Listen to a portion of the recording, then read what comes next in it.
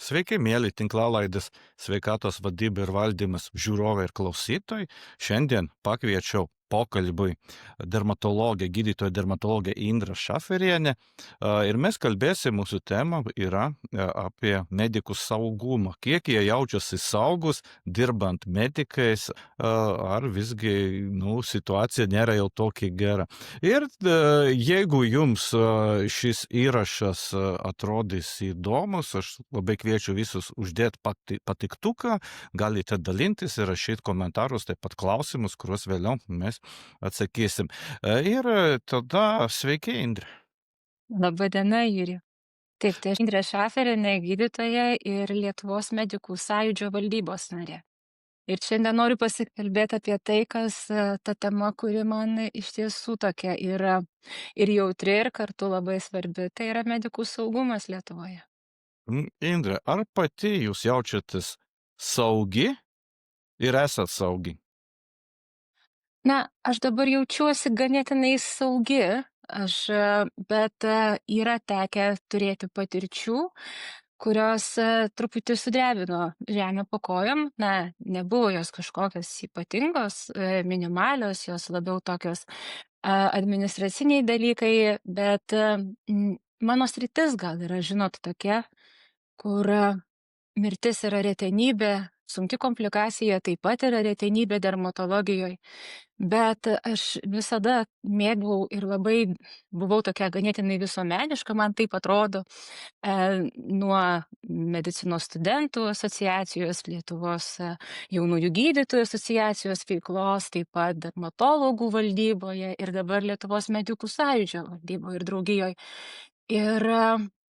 Ir va čia tenka bendrauti ir bendrauti su kolegom ir pamatyti. Mes, žinot, gyvenam medikų bendruomeniai ir bendraujam vieni su kitais. Tai ir taip pat dirbau Santaros ligoninėje, Kauno Lietuvos sveikatos mokslų universiteto ligoninėje kurį laiką ir bendraujant su kolegomis matai, kad tai visgi yra problema.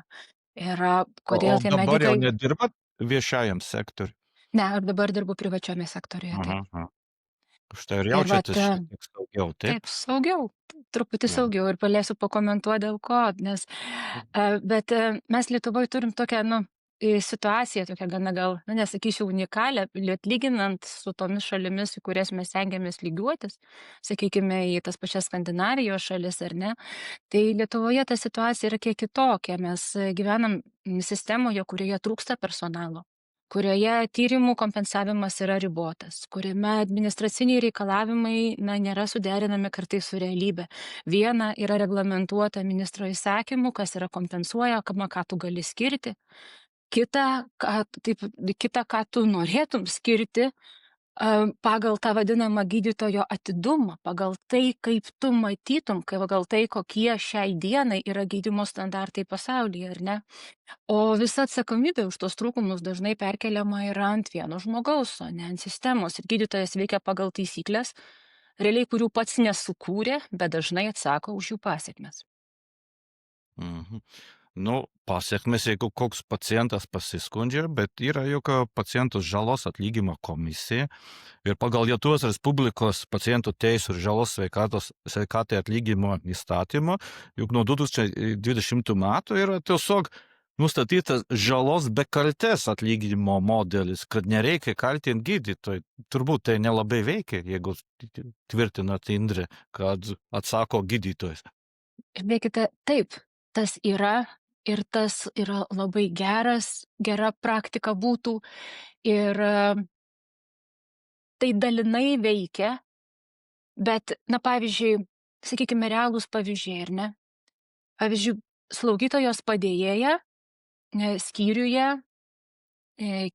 viena kelia garbaus amžiaus slaugomą pacientę moterį. Jau tai, kad jinai viena kelia, parodo, kad nėra nei kėlimo įrangos, nėra nei personalo. Koja įstringa tarp vežimėlio ratukų, yra lūžis, komplikacijos ir pacientė miršta dėl trombozinių ar kitų komplikacijų. Kas kaltas? Čia yra reali situacija, čia yra pasidalinta kolegų. Ne sistema, ne įstaiga, ne taisyklės, ne tai, kad personalo trūkumas. Kaltinama yra slaugytojo padėjėja ir jinai trunka 3 ar 6, jai tenka patirti 3 ar 6 metus trunkantį ikiteisminį procesą. Yra nesąžininga, nu netitinka realybės. Trūksta personalo arba, pavyzdžiui, labai labai skausmingas atvejis, begalinai skausmingas atvejis ir aš kaip mama, aš verkiau žiūrėdama tą įrašą iš tiesų. Ir tos pasidalinimus mamos, kuri neteko dukrytės, mažos dukrytės. Suprantat, bet iš kitos pusės vaikas jautėsi gana neblogai. Jis buvo stacionarizuotas į stebėjimo palatą. Pagal indikacijas buvo nematyta priežasčių, dėl ko jį kelti į reanimaciją, o žinot, ir reanimacijoje vietos yra ir ribojamos, jų kartais trūksta. Ir nors mergytės diagnozė atrodo labai tokia ganėtinai paprasta, kitą rytą ją randa negyvą kartu su mama toje pačioje palatoje. Aš suprantu ir man skausmą kelia ir aš pati kaip medikė, aš rinkausi mediciną ne tam, kad, žinot, kažką ten blogo darytum žmonėm, tu renkiesi tam, kad norėtum padėti. Ir aš turbūt suprantu ir to dauguma gydytojų. gydytojų, absoliuti Taip. dauguma, turbūt maniakų, sadistų tarp gydytojų ar iš viso rastum, nu gal teoriškai gali būti vienas kitas, bet tai jau labai, visgi va. medikai nori gero, dėl to ir renkasi tą profesiją. Tai va, tai ir randa tokią situaciją ir ta gydytoja, jinai, gal jinai kažką grubiai prieš tai pasakė, gal jinai kažkaip, žinot, tu jauti, matai, kad tas vaikas jaučiasi ganėtinai neblogai, jisai kalba, jisai visą ką, nu tai nereanimacinis pacientas, ar ne? Ir tu kitą dieną randi, vat, netenki to žmogaus ir tai yra baisinė tragedija šeimai, bet žmogui, kuris tą patiria tam gydytojui, tai irgi yra didžiulis, galvoju, tu ir kaltas jautiesi, ir net galbūt tavo kalties ir nebuvo. Ir žinot, kai aplink nedauguma, realiai, kalbant su kolegomis, sako, mes visi būtume pasielgę taip pat. Bet ta gydytoja, jai dabar yra ikiteisminis procesas ir negana to, kad yra ikiteisminiai procesai, baudžiamasis turim galvoj, baudžiamasis, ne žala be kalties. Vat kalbėjote apie žalą be kalties, kai yra civilinis procesas, bet šitoj vietoje yra baudžiamasis, tu esi baudžiamas kartu su kriminalinius nusikaltimus padariusiais arba planavusiais asmenimis. Čia, žinot, pavyzdžiui, tokia, kalbant apie visuomeniai, norisi kažkaip pabandyti perteikti, ar ne, pavyzdžiui, įsivaizduokit autobusų vairuotoją, autobusą, kuris stabdys nudilusiais, senos padangos, grafikas pertemptas toks, kad tu nespėji pailsėti, įvyksta avarija, kas kaltas? Ne technika, ne darbo sąlygos, o kaltas vairuotojas. Tai neteisybė. Pavyzdžiui, kokiam nors, o pas mus medicinoje tai yra tokia kasdienybė, kad gydytojas kaltas net tada, kai aplinkybės buvo nesaugios iš principo.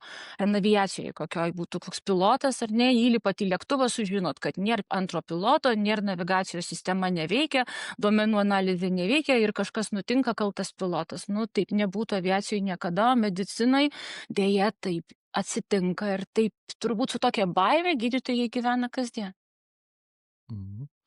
Visada resursai yra riboti. Kas turėtų būti kitaip, kad prie ribotų resursų visgi gydytojas galėtum jaustis saugiau ir jis nebūtų kaltinimas, kad nebūtų užvedamas baudžiamasios bylas dėl tokių atvejų, kuriuos minėjot? Va čia gal kažkuo atsakysiu į jūsų tą klausimą, kodėl mes privačiam sektoriui tie gydytojai paskui ateina, ar ne?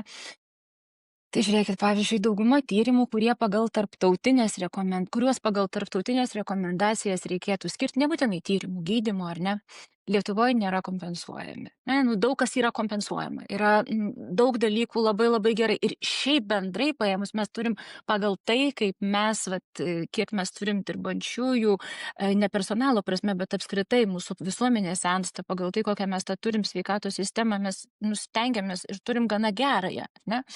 Bet yra tų situacijų, kada tyrimas yra nekompensuojamas. Esant ikiteisminiam baudžiamajam tyrimui, prokuroras tavęs paklausė, kodėl tu nepaskyrei to tyrimo. Va čia nesenai vakar kolega pasidalino, sako, kaip tik, sakau tau po konsultacijos. Sako, reikia žmogui paskirti magnetinį rezonansą galvos, ar ne, tu ten negali jo paskirti, nes nėra pakankamai indikacijų tam paskirti. arba tu bijai, kad auditas tau duos baudą, jeigu tu ne taip kažkaip parašysi ar ne, tarsi nėra kompensuojamas, bet manytum tas atidumas mediko, kaip ir sako, kad reikėtų tą paskirti.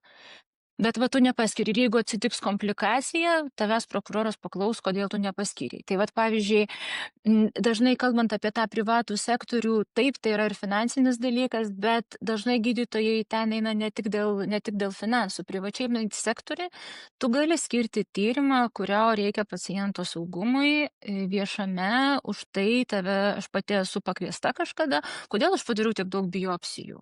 Tai galėjai nedaryti galbūt tiek biopsijų, ar ne?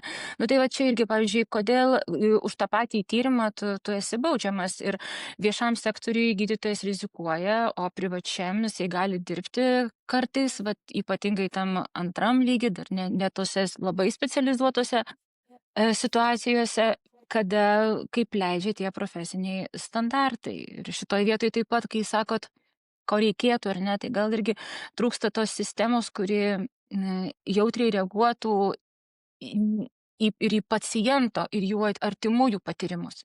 Ir žmogus susiduria su sunkia diagnozė, sunkia liga, arba patirta žala, galbūt su kalte, galbūt ta kaltė yra tokia sisteminė, ar ne. Mes neturime ligoniniai nei psichologo, kaip mes turim tuos psichologus, bet pavyzdžiui, esant toj situacijoje, tos sistemos tokios pačios, kad pas tave ateitų kažkokio koordinatorius, slaugytojos koordinatorius, ir padėtų su tą diagnozę gyventi, kuris paaiškintų, ką daryti toliau. Nėra taip, kas paklausė, ar reikia pagalbos grįžti namo, ar žinot, kur kreiptis. Ir pagalbos nėra niekam šitoj vietoj, nei pacientui, nei realiai gydytojui, kuris taip pat kenčia dėl tos žalos, kurią jis galbūt ir prisidėjo kažkaip, bet tai nėra klaida, tai yra netyčia. Tai skauda ne tik tai šeimai, ir nes gydytojas taip pat galvoja, ką aš praleidau, ką galėjau padaryti kitaip, ar tikrai viską teisingai padariau, ir netgi jeigu jis ir nekaltas, jam tai žmogiška. O jeigu klaida tikrai, jinai traumuoja gyvenime, visam gyvenimui. Ir dažnai vietoj tos pagalbos sistema siūlo baudžiamąjį procesą. Tarsi turėtų būti tos klaidos aptariamos, tos klaidos, jos ir yra aptariamos, bet kada tu aptarinėsi, jeigu tu turėjai į teismus, jeigu tai yra visi kiti dar administraciniai dalykai ant tavęs sukrenta, kadangi tu esi jau baudžiamojo specialaus įtariamojo kėdėje tampi. Čia tiesiog, jeigu teisiškai atsakinga būtų gydymo įstaiga, tada jau ta problema kaip ir eliminuojasi didžiausia dalim. Tai civilinėse bylose gydytojas nėra atsakovas. Jeigu tai yra civilinis ieškinys, gydytojas teoriškai nėra atsakovas. Ir pagal įstatymą Lietuvoje, kaip turėtų būti, ar ne, vertinama yra ne gydytojo kaltė, o žala pacientui. Ir atsakovas yra valstybė per pacientų žalos fondą, per ligonių kasas. Ir tai atrodo teisinga, ir tai būtų labai labai teisinga. Tačiau, pavyzdžiui, yra toks dalykas, kad gydytojas, jam yra nustatyta privalomumas dalyvauti teismo procese. Ir jam tai yra ganėtinai, žinot, jis yra patyręs ir emocinę traumą, jis negali objektyviai savęs vertinti, jis neturi teisininko, jis tą pačią dieną turi grįžti pas pacientus. Tuo tarpu gydymo įstaiga, jinai yra su juristais, administracija, taisyklėmis, jinai dažnai neturi net privalomos pareigos dalyvauti procese. Ir tai yra viena iš didžiausių spragų. Civiliniuose procesuose, mes manom, kad privalomai turėtų dalyvauti įstaigose, nes taisyklės, apribojimai, kvotos, lovų skaičius, tyrimų limitai, tai yra ir įstaigos atsakomybė, ir gydytojas nėra ten vienas. Išskyrus tuos atvejus, jeigu jis būtų, kaip dabar kalbama apie tai, kad gydytojas galėtų būti ir tas freelanceris toksai, kur jisai pats konsultuoja, net nedirbdamas gydymo įstaigoje, ne kažkurioje pagal. Tai tokiu atveju tada jisai galbūt turėtų turėti kažkokį savo asmeninį draudimą, arba tokiu atveju jisai pats asmeniškai. Ir čia manau, kad tikrai, tas įstaigos dalyvavimas, privalomas dalyvavimas civilinio teismo procesuose su gydytoju, jisai privalėtų būti, nes kitaip, tai atrodo, yra tokia truputėlį nežmogiško. O jeigu iš viso, jeigu tai yra baudžiamasis procesas, ar ne, Tai medikas yra toks visai šalia nusikaltėlių, nes gydytojas, pavyzdžiui, jeigu jisai dirbo pagal licenciją, jeigu dirbo savo kompetencijos ribose, nepadarė kažkokių drausminių pažeidimus, nebuvo apsvaigęs, nemelavo, dirbo pagal įstaigos tvarkas, naudojosi tais resursais, kuriuos ten turėjo, ir jisai vis tiek gali, jam grėsia atsidurti tarp nusikalstamas veikas padariusių asmenų. Ir dar negana to, nusikalstamą veiką padariusio asmens teisiamos ikiteisminėme tyrime pavardės yra neskelbiamos, skelbiami tik inicialai, ar ne? Tuo tarpu gydytojas, jeigu kažką padarė, jo pavardė pasklinda per visus socialinius tinklus. Jis ten vadinamas žudiku, monstru, jį ten sudegint, išmest, parodykim, ko jie nusipelnė. Nu tai nėra teisinė valstybė, tai viduramžių minios linčo teismas. Politikai irgi taip supriešinama, tarsi žadama, kad bus nemokama medicina visiems, toks paternalistinis modelis, mes jumis pasirūpinsim ir dar vakar, ar ne? Žadama nemokama sistema viskam ir tai dar labiau skaldo visuomenę. Pacientai pradeda tikėtis tokių neįmanomų dalykai, o medikai atsakingi už viską, už eiles. Žinot, man yra pacientai ir jie Nu, pas jūs nes ten jie koridorius. bėga nuo Jo, ligonio, nori dirbti, dėl to jų nėra. Nu, tai jie Paskui kalti. vaistai, kodėl Jo. nekompensuojami, kodėl pas jūs tokia didelė eilė, kodėl registratūroje manęs barėsi, pas jūs trūksta toro. Nu, šiandien Lietuva per metus netenka vidutiniškai apie 200 slaugytojų. Ir slaugytojai jaučiasi nuvertinti, nors dažnai žino tiek pat daug ir jie turėtų būti lygiateisiai sistemos nariai, bet visuomenė vis dar laukia, kad gydytojas tai jau viską išspręs, atsakys, už viską atsakys. Nu tai neįmanoma ir dar be klaidų. Nu, taip nebūna.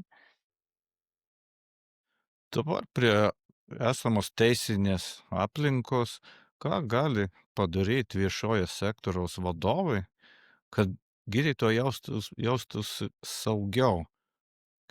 Kaip dabar jau Indrė nedirbat viešajam sektoriui, bet čia dabar žiūrint šiek tiek iš šono, nu jeigu aš esu vadovas, vat kaip man pasirūpint, kad padėtų tam gydytojui ir mažinčiau tikimybę, kad jie pabėgs į privačių sektorių arba iš viso nustos dirbti medikais.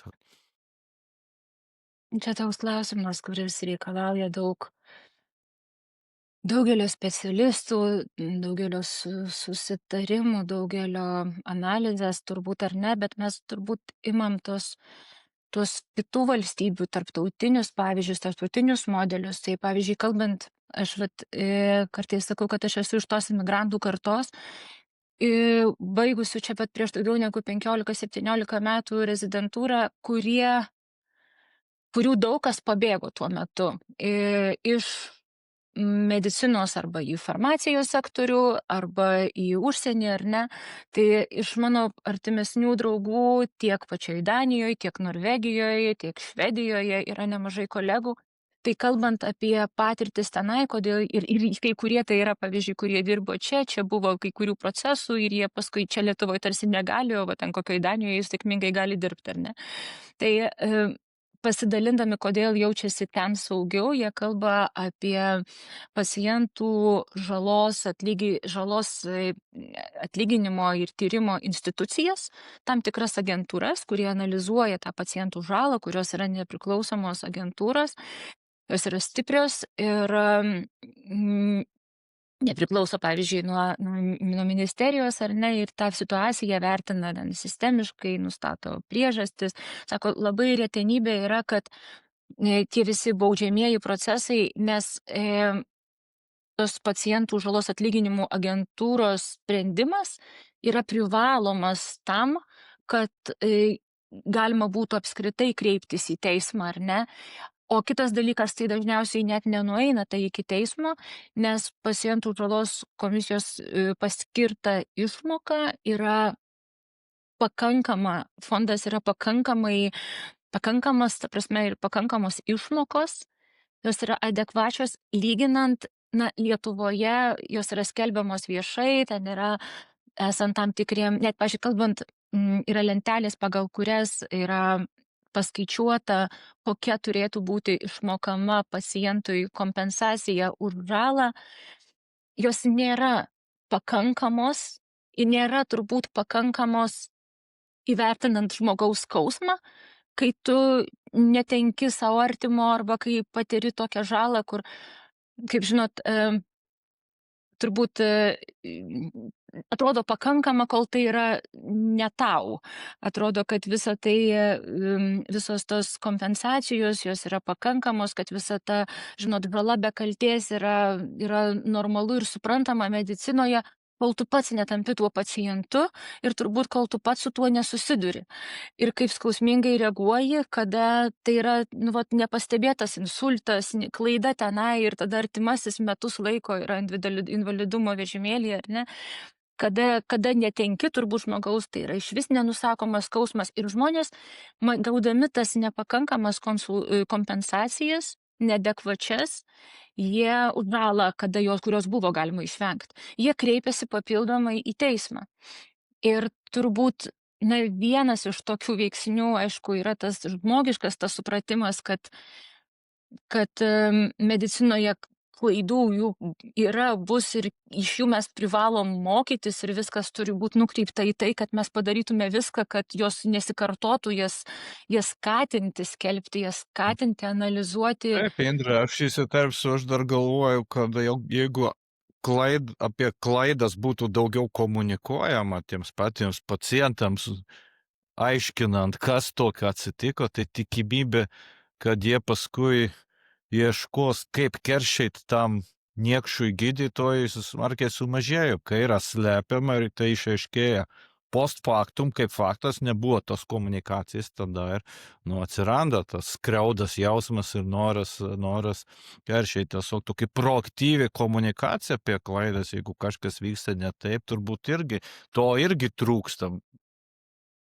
Aš dar išskaičiau, besiruošdama jūsų tinklalaidėje ir paskui aptarinėjom su kolegom, kad net yra tokia tvarka, ar ne, kad tu jeigu padarai žalą pacientui, tu turėtum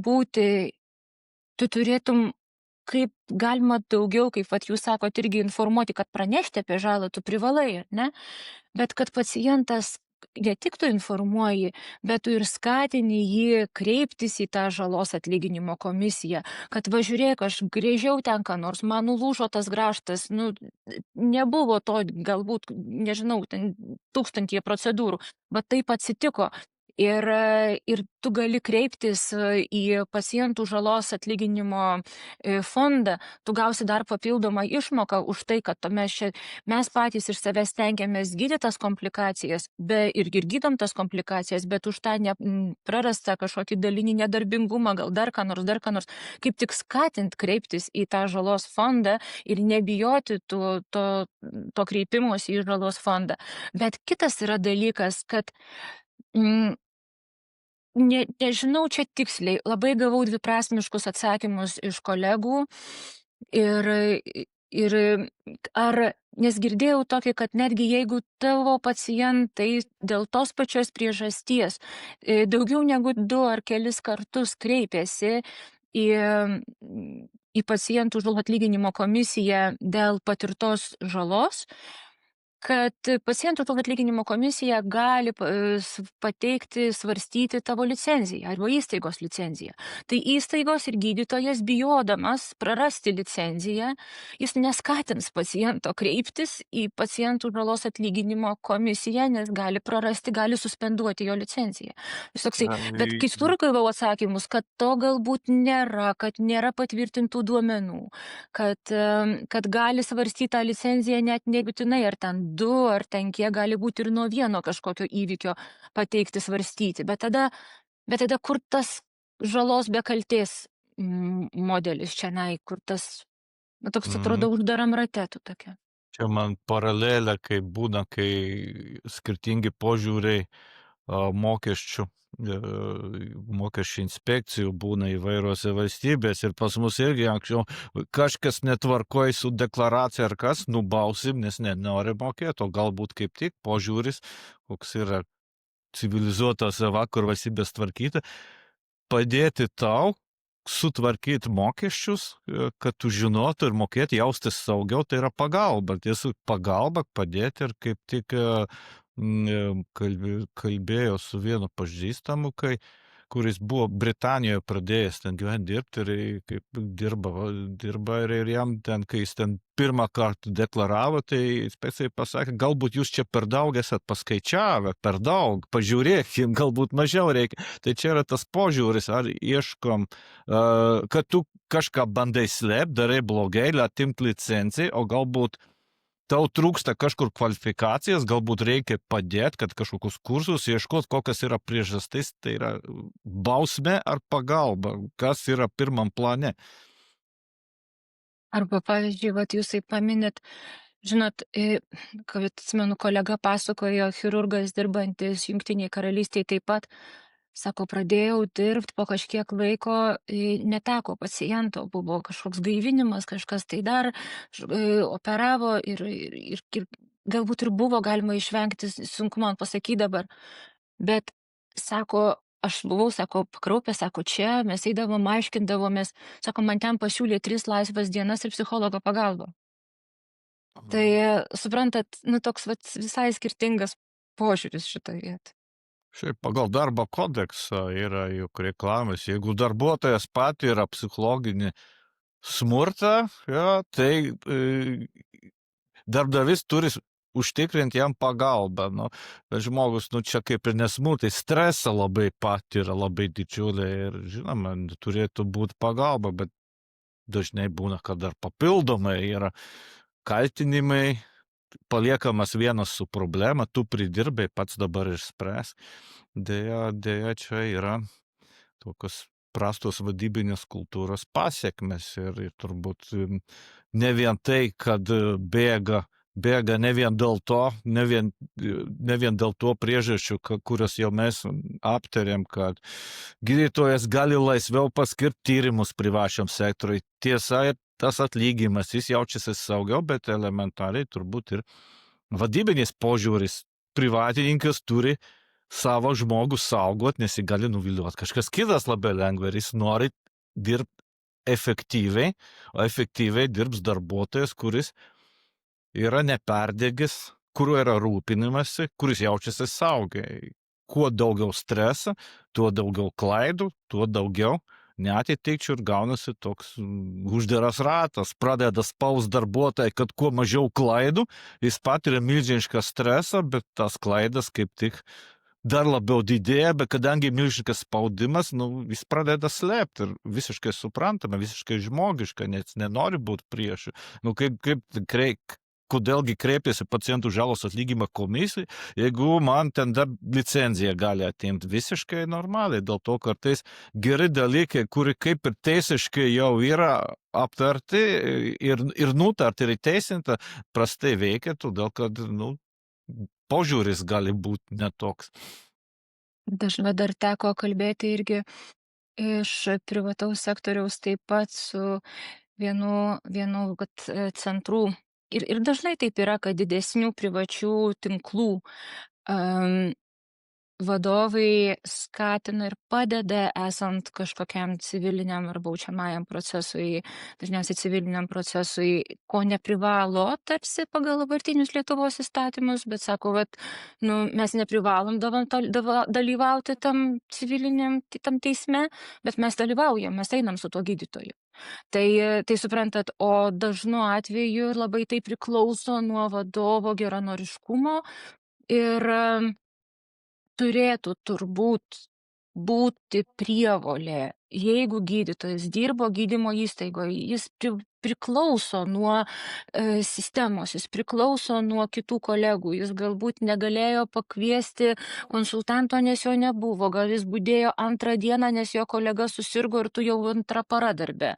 Ir tie dalykai, jie yra sisteminiai ir jeigu nebuvo kam paaiškinti tam pacientui, kad gal čia nebloga tavo artimojo būklė ir jis ten gal kažkaip pasakė viskas gerai ir plačiau nepapasakojo, ar ne, tai čia yra ir sistemos dalykai, turėtų būti. Atsimenu, noriu pasidalinti, mano viena artima draugė teko jai konsultuotis Jungtinėse valstijose dėl kaip pabūti pacientu atvykus konsultacijai. Sako, žinai, atėjom su vyru, mane pasitiko slaugytojas, mane ir mano vyras, sako, informavo apie procesą, kas čia dabar kaip ir bus viskas. Tada, sako, davė užpildyti klausimyną, tada supažindino su liga, sako, ir jūs žinot, jūs va turit va tą ligą, čia va taip ir taip. Ir sako, mano vyrui net kai kurie dalykai buvo nauji. Ir tada paaiškinama apie tyrimus, paaiškinama, kaip visa kas, kiek reikės palaukti, kaip ką. Ir žmogus, nori, mes jau pripratę esam prie to vakarietiško, mandagaus, normalaus bendravimo. Čia mes važiuojam tokiu skuboj, greityje, pacientų konsultacijų laikas trumpas. Ir pacientas sako, va aš ateisiu į privačią dėl geresnės paslaugos. Nebūtinai, jinai tikrai nebus geresnė paslauga, bet bus galbūt daugiau laiko skirta ir tada, kad žmogus gauna daugiau dėmesio, daugiau paaiškinimo, jam ta konsultacija automatiškai bus vertingesnė. Ir tai mažins ir tų klaidų tikimybę, ir tos žalos pacientui tikimybę. Tai čia tokie sisteminiai dalykai ir mes Galų gale ir prašom. mažins, net jeigu bus kažkokia žala, pacientas žiūrės supratingiau, nes jis suvokia, kad tas gydytojas tikrai manim rūpinasi, jis man skiria tiek laiko, bendravo, buvo empatiškas, tai reiškia, jis nenorėjo kažką blogo, jeigu ten laiko buvo mažai, tai atsainiai žiūri, aš nerūpiu, aš nereikalingas čia su kitais, ir tai irgi yra vienas iš faktorių, kuris skatina kai kuriuos pacientus, neatitikčių atvejais, kreiptis į teismą.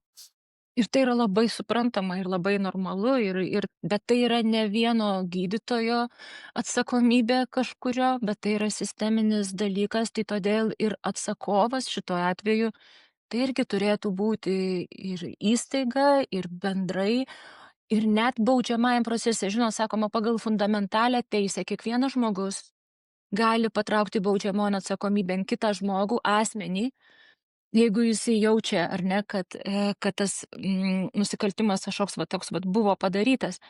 Bet šitu atveju mes galbūt turėtume atskirti, ar tai yra baudžiamoji, ar tai yra ta klaida. Ir be pacientų žalos komisijos išvados, turėtume negalėti net kreiptis į tą baudžiamąjį. Jeigu tai yra, žinot, ne kažkoks drausminis pažeidimas, ne apsvaigimas, ne kažkoks tyčinis dalykas, bet yra įvykusi medicininė klaida, tai šitoje vietoje tą paslaugos teikimą ir tą visą vertinimą turėtų žalos komisija pirmiausia galėti vertinti prieš kreipiantis į teismą, plus tai turėtų būti vertinama ne vienas žmogus, kaip ar jisai galėjo padaryti tą ir tą. Aišku, galbūt galėjo, bet labai lengva pasakyti atgalinę datą. Žmogus taip pat galvos, žinot, kaip vairuoji mašiną ar ne, padarytum avariją, net jeigu tu pats ir nekaltas. Normaliai galvoju, galbūt galėjau pasukti vairą į kitą pusę, galbūt nebūtų taip atsitikę. Tai visada tu save kaltinsi kažkiek tai, bet šitoj vietoj turbūt labai svarbu, kad būtų tas objektyvus vertinimas viso sisteminių dalykų. Kad jeigu mums trūksta slaugos personalo ir yra viena slaugytoja 30 pacientų, tai ar tikrai ją reikia traukti iki teisminę baudžiamajam atsakomybei už tai, kad jinai netyčia keldant iš vežimuko pacientą, jai tai pasitiko. Tai čia toks ir visuomenės kvietimas kažkaip tam supratingumui savotiškai, bet iš kitos pusės, tol, kol tu neatsiduri to nukentėjusio žmogaus vietoje, tai bepigu čia kalbėti. Ir aš labai atrodo, noriu empatiškai, man pačiai tekę patirti tai, kad mano artimas žmogus irgi turėjo insultą, nebuvo galbūt viskas taip padaryta, kaip turėjo, ar ne? Ir tu matai savo artimą žmogų dabar kenčiantį, bet tai yra ne vieno žmogaus, ne gydytojas už tai atsakingas, tai yra sisteminiai dalykai. Gydytojas, jis nėra priešas, jis nėra sistemos problema, jis nėra tas, kurį reikia viešai linčiuotis.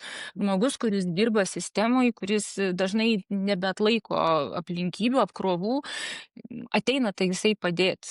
Ir kartais padeda iki to paskutinės, žinot, iki to net savo laiku ir savo emocinę gerovę ir savo šeimos sąskaitą. Ir tu atsakinėji, vat, pavyzdžiui, pas mus dar irgi yra toks dalykas, kad yra vat, tavo pacientas, sako, ar ne, vat, ne tai, kad įstaigos, bet vat, tavo pacientas. Ir vat, kadangi tai yra tavo pacientas, tai tu turi jam atsakyti ir po darbo valandų, ir messengerio žinutėmis, ir dar kažkaip.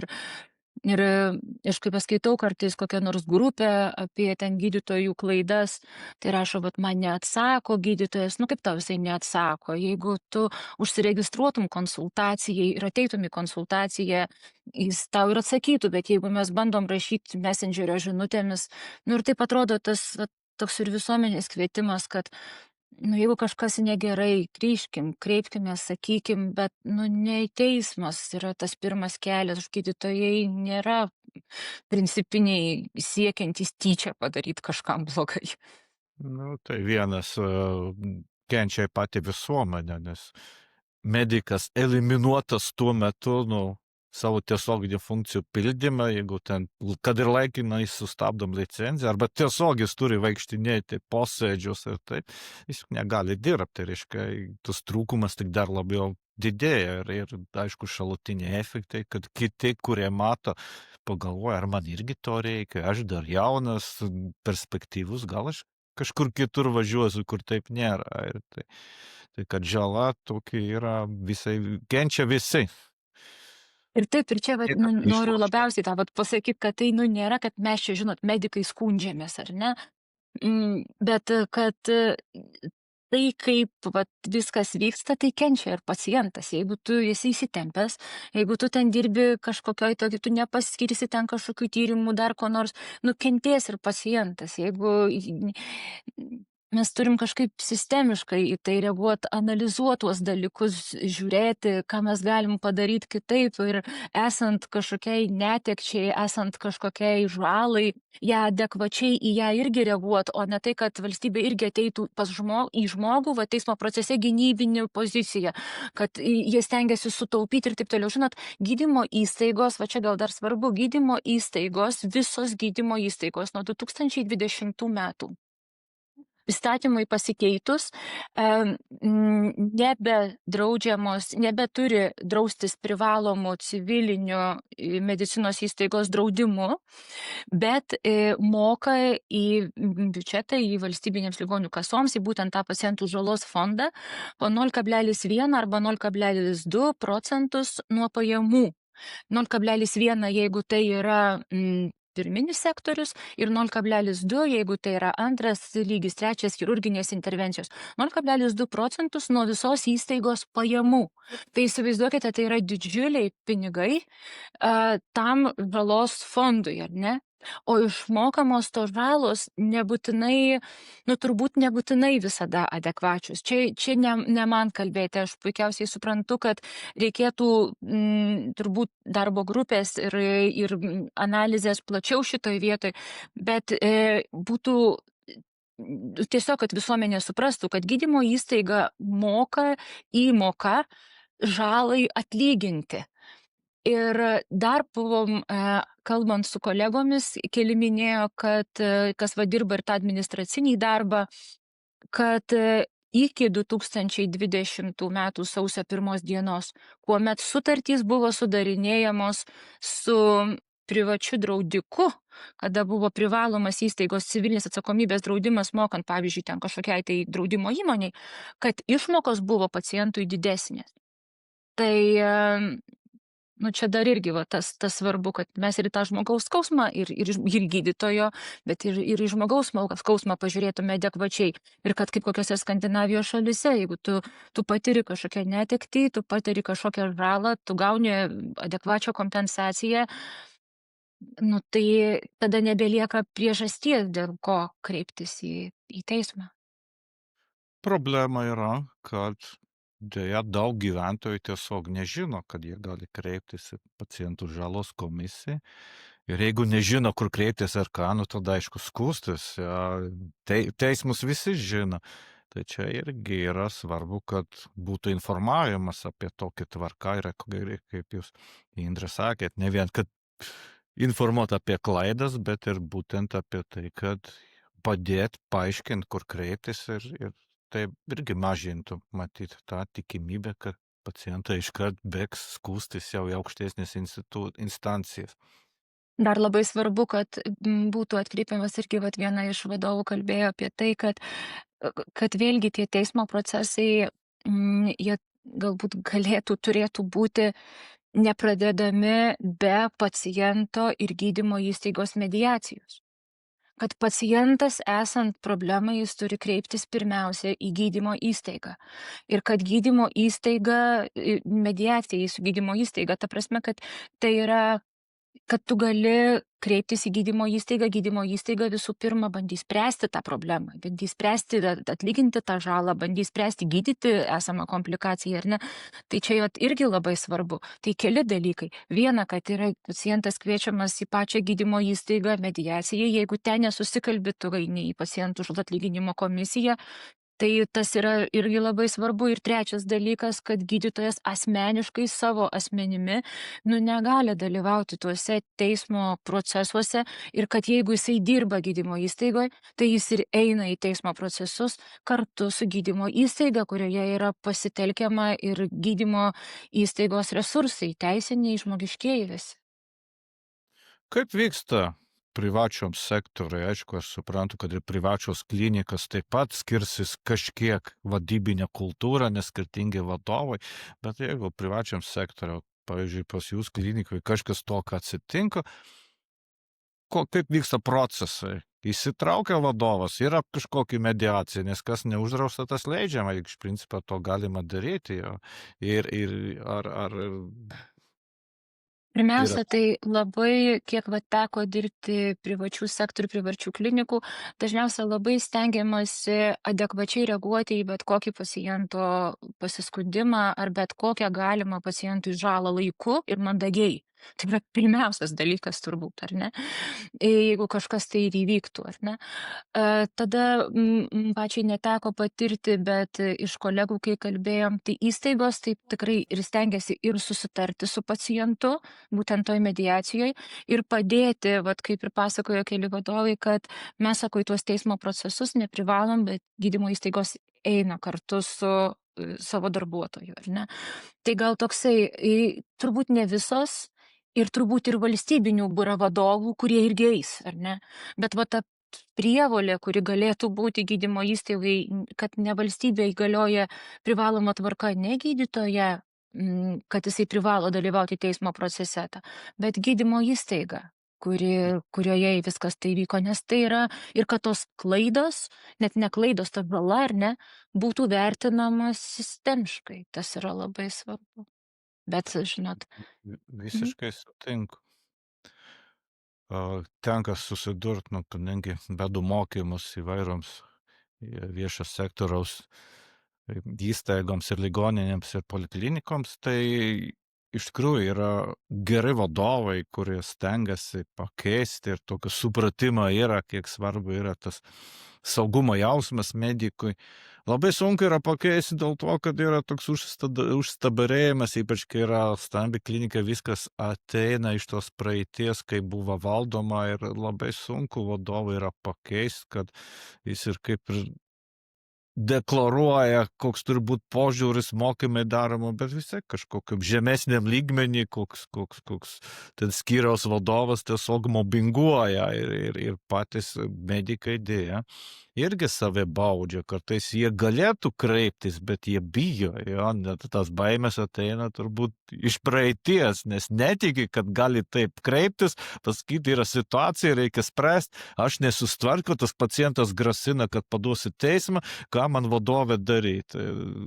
Ir galbūt vadovas būtų galėjęs padėti, kartais gal ir patys medikai turėtų būti drąsesni ir prašyti tos pagalbos. Aš taip mąstau, gal aš kažkiek klystu. Kaip jūs, Indrė, manot? Mes dar kažkaip kalbėjome valdyboje apie tai, kad nes turbūt į mediką dažnai jau tokia galbūt iš toliau pradėta, ar ne, kad į mediciną kaip taisyklė dažnai dažnai stoja gerai besimokantys žmonės, ar ne, kad mokantis, studijuojant mediciną, vėlgi yra labai daug dar to buvusio kažkokio senoviško mobingo, čia ir visos tos situacijos, kur ir su gydytojais rezidentais ir visaip kaip, kad tu dar daug gauni tokio, ir kaip sakot, ir to mobingo tokio, ir dar, kad gydytojas, nu, vat, negali daryti klaidų, kad, žinot, aš, vat, matai, kad tu turi dirbti ne dėl atlyginimo. Nu, kaip aš galiu dirbti ne dėl atlyginimo? Jeigu aš neturiu turtingo vyro ar turtingo tėčio, tai aš einu į darbą dėl atlyginimo, ar ne? Tai, tarsi, nu, ir dėl kitų dalykų, bet atlyginimas man yra svarbus. Tai kaip taip, ne dėl atlyginimo, ar ne? Tai vėlgi, arba kad, nu, žmonės verčiami yra dirbti ir viršvalandžius, ir nebūtinai ten tas darbo grafikas toksai, kaip jis dažnai būna, nebūtinai patogus labai. Bet ką noriu pasakyti, kad mes iš to daktaro dažnai ir patys, pati bendruomenė, patys medikai, tu negali klysti, tu turi padaryti geriausiai, negalima, ir tu turi toks tampi, žinot, labai gerai besimokantis turėjai būti, labai gerai bestudijuojantis, labai gerai dirbantis, tu visada turi, žinot, pakelti telefoną, tu visada turi galėti perbudėti, tu galėti turėti dar kažką padaryti, toks, nes jeigu ne, tai koks tu daktaras, jeigu tu telefono naktį nepakelsi, ar ne? Nu, vat, toks dabar jau ta karta gal kažkiek keičiasi. Tada visuomenė mato, kad daktarą kaip kokį idealų, ar ne? Ir patys kai kurie medikai tokie galvoja, kad jie labai labai idealūs, ar ne? Bet tas buvimas tokiu idealiu, nu, jis nebrandus, mes visi darom klaidas ir iš tų O, klaidų mums reikia kiek įmanoma tą sistemą daryti tokią, kad iš klaidų mes mokintumėmės.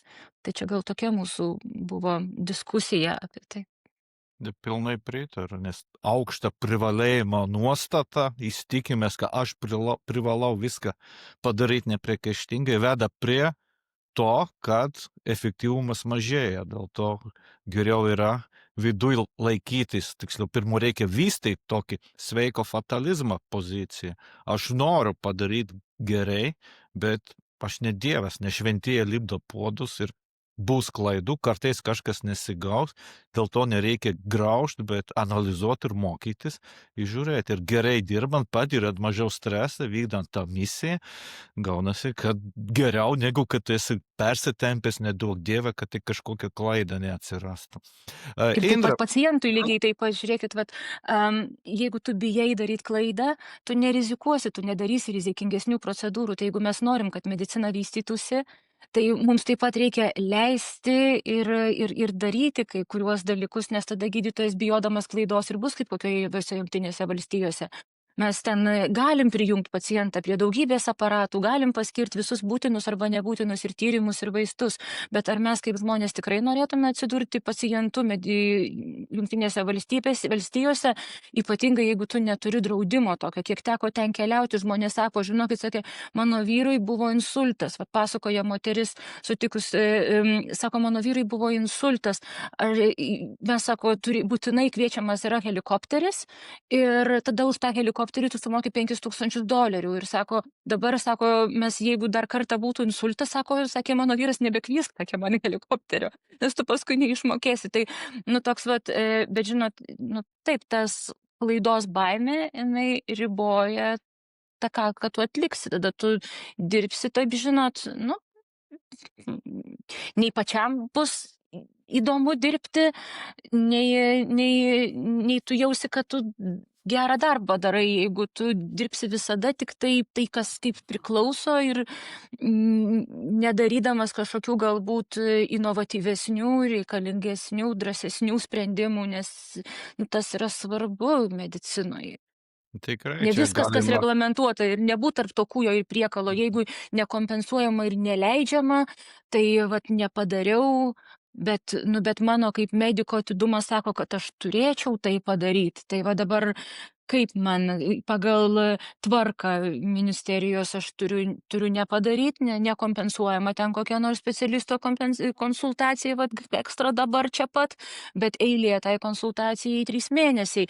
Tai paskui manęs prokuroras klaus, kodėl tu nenusiuntei tai konsultacijai skubos. Vat, žmogus netekom, ar ne? Tai, nu, tai va čia toksai tarp kūjo ir priekalo tie daktarai. Taip, jo, ir atskira tema, čia galim ir kalbėt, kai gydytojai kartais atlieka beprasmišką gydymą, kur realiai beviltiškas atvejis yra, bet, nu, žino, kad gali nukentėt, vietoj to, kad padėtų žmonėms, kuriem tikrai reikia pagalbos. Jo, bet yra tiesiog užsiima beviltiškais atvejais. Čia irgi atskira tema. Indre, mums laikas dėja bėgasi, labai įdomus pokalbis. Ką dar pabaigoje jūs norėtum palinkėti ir medikams, kad jie jaustumės saugiau, ir jų vadovams, kad padėtų medikams jaustis saugiau, ir galbūt ir pacientams, kad medikai jaustus saugiau? Na, žinot, norisi, kad mes kolegiškiau vieni su kitais elgtumėmės, kad empatiškiau reaguotume į kito skausmą, tiek į paciento skausmą, tiek į mediko išgyvenimus lygiai taip pat, kad negalvotume, kad viską kažkas mums turi padaryti, kad mums patiems reikia ir medikų bendruomenė taip pat, jinai iš vienos pusės, žinot, jinai kartais būna tokia pasyvi. Mes dirbam savo darbą ir neturim laiko tiem visuomeniniam dalykam, bet labai norisi pakviesti ir pakviesti, kad na, tos problemos pačios nesisprendžia. Mm. Tai ačiū labai, Indre. Tai man norisi tiesiog iš to, ką aš išgirdau, kad norisi, kad būtų didesnis tarpusavis pasitikėjimas, kad negalvotum, kad kažkas specialiai nori daryti blogai. Taip pat supratimas geresnis ir, aišku, tarpusavis rūpestis, kas mums visiems labai padėtų. Tai dar kartą ačiū, Indre, tu aš noriu ir Dėkui. veikti. Dėkui. Dėkoju.